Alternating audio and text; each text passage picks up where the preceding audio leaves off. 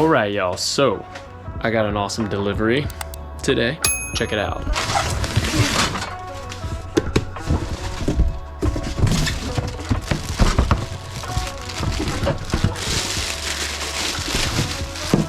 So this is not an actual tool review. Just thought I'd show you what I got. For the last year and a half, been using this Thulium? That's a weird name. Anyways, been using this stick welder. That's what I started on when I started doing motorcycle build stuff. Thought it'd be the best to learn on, because if I could learn on that, then I could do anything else. So did that. It's not fun. It's very tough. Also, by the way, you can get this off Amazon for super cheap. So it's a great entry piece. But if you can figure out how to do this and use this and do stick welding, you can figure out anything. Next is the titanium. I went with the small little titanium after that, and that's just the flux core titanium from Harbor Freight. That thing is awesome. It's worked well for a lot of stuff, but I thought, since I'm working on the car and I don't want splatter everywhere and I want more controlled welds and I want them to be really top quality, I would finally bite the bullet and invest in a proper MIG welder. Flux core is just like MIG minus the gas. So I decided I'd go with MIG and invest in gas as well. I found the MIG 90 from Eastwood. This thing looks really, really cool. It's got great reviews, so we'll see. See, I haven't even looked in here. Came with all the goodies. It's got my ground wire, got my gas tubing, got a face shield, but I don't need one of those because I've got a helmet, my gas regulator, and a spool of wire. It was so freaking expensive to get a gas canister and get it full. So for like half the price, I ordered off Amazon. I ordered an 80 cubic foot gas canister. So this is my gas canister here. It takes an argon CO2 mix, 75-25 mix. All right, so one thing we've got to do before welding the floor pan in is I've got to install a new seatbelt bracket. Got one right here. Ordered it from CJ Pony Parts. It will weld directly like a plate up to the back of that. All right, so I just measured the old one and it's about 37 millimeters. So we got 37 mil from the top of the lip. So we're looking at about like where the 0 is right there, kind of in this line area. And then we're gonna go center it though.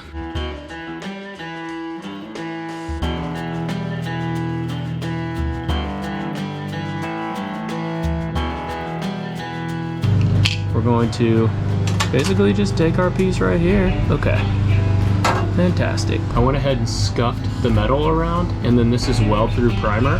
So I should be able to weld around the outsides and weld this thing in.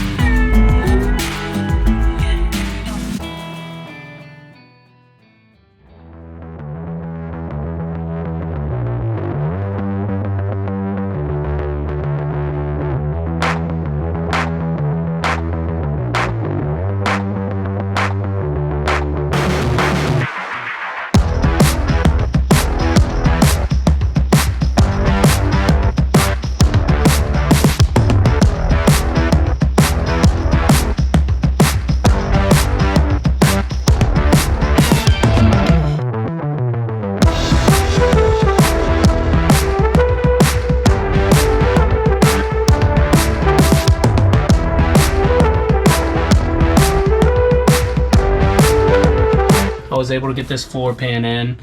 It ain't pretty, but you know, there's a few spots that I just, you know, laid a little bit in there that because I shined a light underneath, and that was getting some, you know, a little bit of holes here and there, like pew, pew. But other than that, and then some up there. But I laid it down, you know, as best I could, put it into place as best I could. So that is the floor pan. It is very solid now. I also got this little bit up in here. I don't know if you can see this, but this was a pain to try and get to. And this is where the floor pan was rusted out right there. So I basically took a piece, cut it in, and it is gross looking because it is really hard to get up in there to weld. So I was kind of just doing it by feel. Gross, but hey, you know what? It'll sand down, and it's actually not a bad weld. It might look like a bad weld, but it's just cosmetically not pretty. But you know what? That's okay. I feel like it's going quicker now that I know what I'm doing or getting the hang of it. If you haven't already, go ahead and like my video and subscribe to my channel. It really helps me out a lot. I'm gonna go ahead and replace this because the structural integrity of this piece is not good. My feet are just going like a trampoline.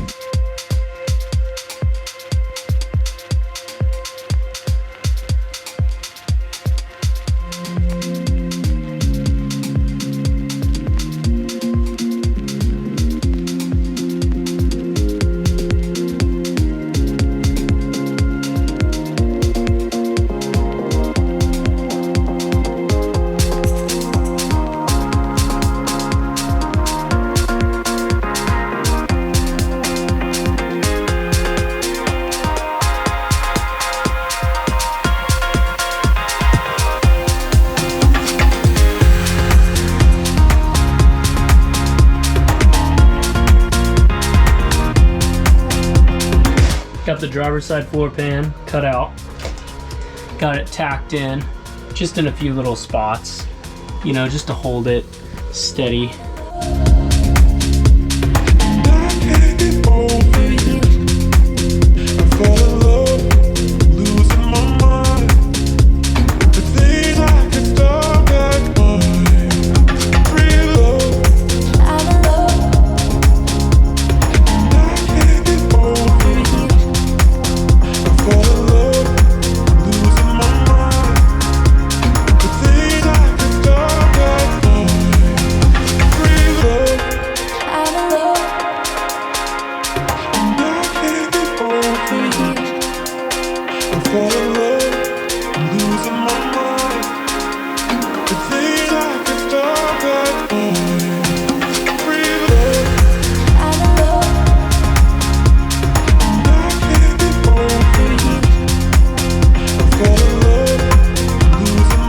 So, just thought I'd give y'all an update.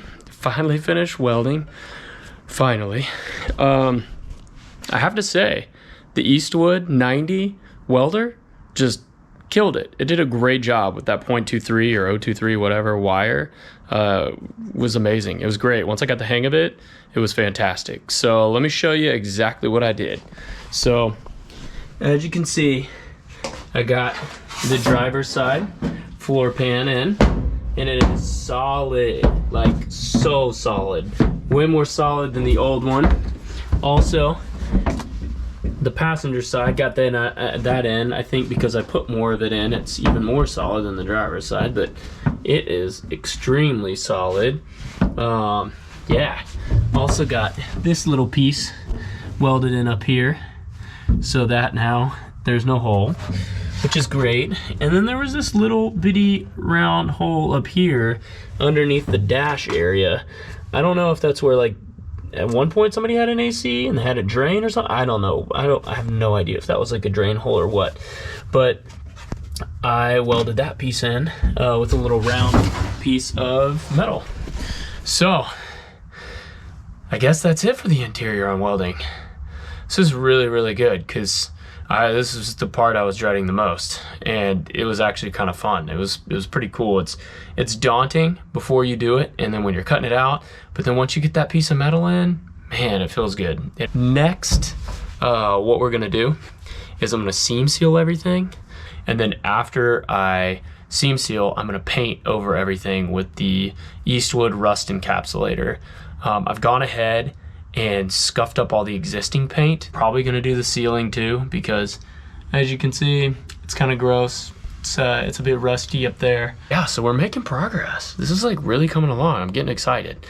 Now I feel like I can actually start like putting things together. Once I get the paint down, seam sealed, paint down, then it's just like putting the carpet in, putting the upholstery back in, like the little things, like dressing things up and all of that.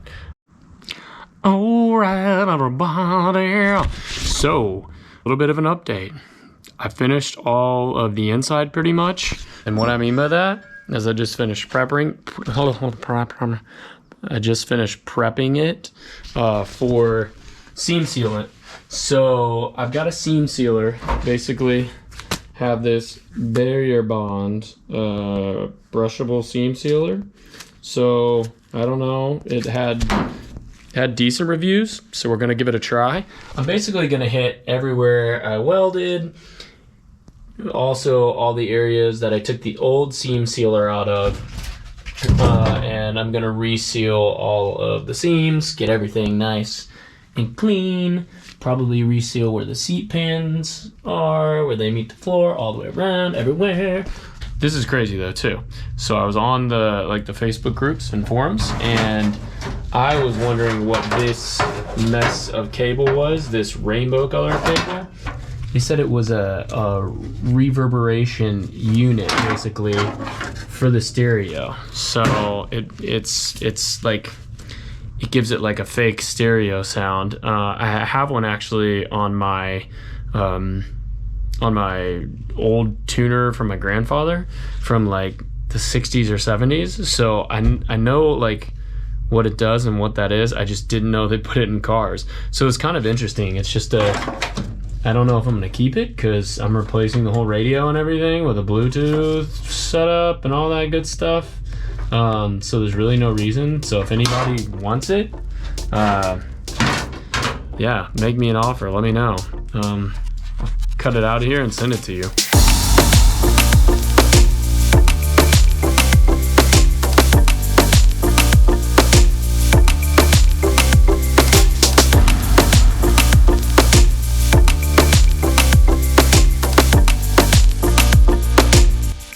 Okay, I just had to share this with everyone. This stuff is so thick. It is like goop.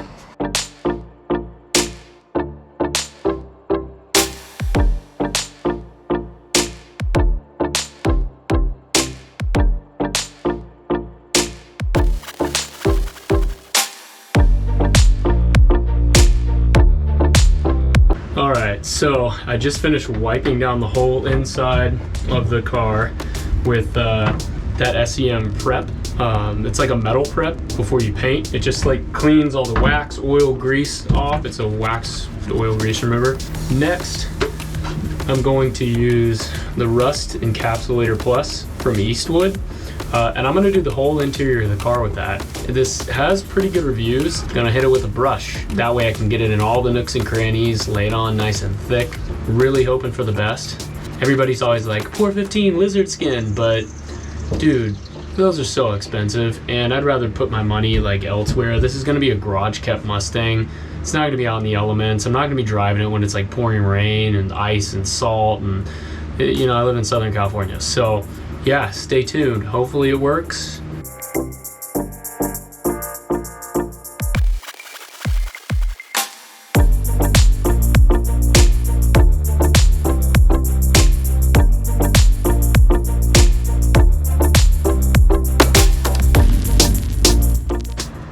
All right, so I just finished with the first coat of the Eastwood Rust Encapsulator. I'm glad I had the respirator. I highly recommend it for anybody who's painting with it because, geez, it is tough.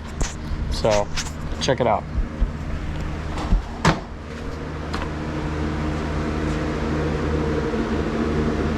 And it's still drying on the driver's side. Pretty much dry somewhat on the passenger side, and as you can see, it dries matte.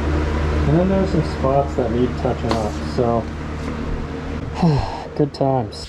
So anyways, thanks for joining along with me. And if you haven't already, like and subscribe to my channel. Go ahead and set the bell notifications as well if you want to be notified as I do my weekly videos. I appreciate all of y'all tuning in so far. Thank you for all the comments and like the positivity. It's awesome. This is such a cool community. I love the car community. So thanks for accepting me into it, and stay tuned for more videos. All right, see y'all.